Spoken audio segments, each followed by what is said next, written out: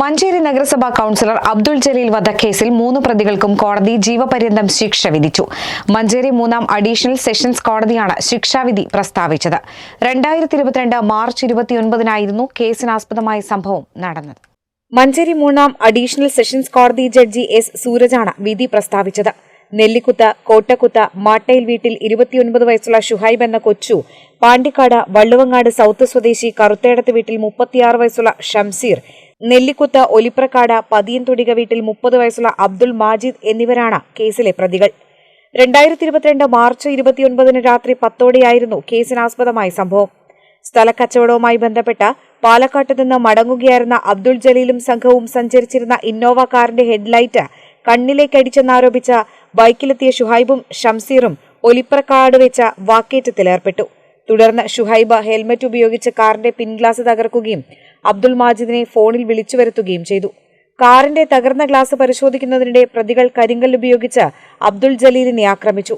ബൈക്കിന് പിന്നിലിരുന്ന ഷുഹൈബാണ് കരിങ്കല്ലുപയോഗിച്ച് തലയിൽ മാരകമായി അടിച്ചതെന്ന് പ്രോസിക്യൂഷൻ കോടതിയിൽ തെളിയിച്ചു. ഗുരുതരമായി പരിക്കേറ്റ അബ്ദുൾ ജലീലിനെ ആദ്യം മഞ്ചേരിയിലെ സ്വകാര്യ ആശുപത്രിയിലും തുടർന്ന് പെരിന്തൽമണ്ണയിലെ ആശുപത്രിയിലും പ്രവേശിപ്പിച്ചെങ്കിലും ചികിത്സയിലിരിക്കെ 2025 മാർച്ച് 30-ന് മരിച്ചു. ആക്രമണത്തിൽ തലയോട്ടി തകർന്ന നിലയിലായിരുന്നു. സംഭവശേഷം ചെന്നൈയിലേക്ക് രക്ഷപ്പെട്ട 1ാം പ്രതിയായ ഷുഹൈബിനെ 2022 ഏപ്രിൽ 2-ന് അവിടെ നിന്നും അറസ്റ്റ് ചെയ്തു. മറ്റു 2 പ്രതികളെയും നാട്ടിൽ നിന്നാണ് പിടികൂടിയത്.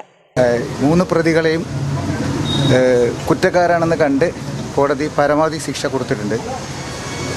ഈ കേസിൽ ഈ പ്രോസിക്യൂഷന് വേണ്ടിയിട്ട് ഇന്ന് അഡീഷണൽ പ്രോസിക്യൂട്ടറായ ഷെരീഫുണ്ട്, അതുപോലെ മുൻസീഫ് റഹ്മാൻ, ഇവരൊക്കെ രാപ്പകലെ അധ്വാനിച്ചിട്ടാണ് ഈ പ്രോസിക്യൂഷൻ ഇത്രയും. കാരണം ഒരുപാട് അപാകതകൾ ഉണ്ടായിരുന്നു എന്നുള്ളത് സത്യമാണ്.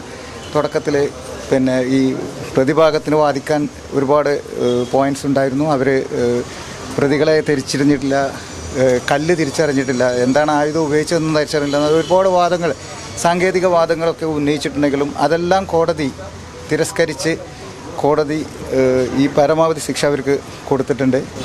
ഈ 3 പ്രതികൾക്കും ജീവപര്യന്തം ശിക്ഷയാണ് കോടതി കൊടുത്തിട്ടുള്ളത്. മാത്രമല്ല ഭീഷണിപ്പെടുത്തിയതിന് പ്രത്യേക ശിക്ഷ വേറെയും കൊടുത്തിട്ടുണ്ട്. 1 ലക്ഷം രൂപ വീതം 3 പ്രതികളും മരിച്ചുപോയ കുഞ്ഞാൻ്റെ കുടുംബത്തിന് നൽകാനും ഉത്തരവായിട്ടുണ്ട്. 89 സാക്ഷികളുള്ള കേസിൽ 45 പേരെ വിസ്തരിച്ചു. 98 രേഖകളും 12 തൊണ്ടി മുതലുകളും പ്രോസിക്യൂഷൻ കോടതിയിൽ ഹാജരാക്കി.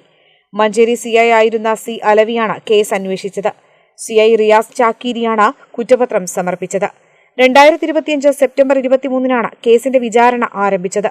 പ്രോസിക്യൂഷനു വേണ്ടി സ്പെഷ്യൽ പബ്ലിക് പ്രോസിക്യൂട്ടർ KV സാബുവും additional special public prosecutor advocate PK Shareef മമ്പാടും ഹാജരായി. കേരള വിഷൻ, മഞ്ചേരി.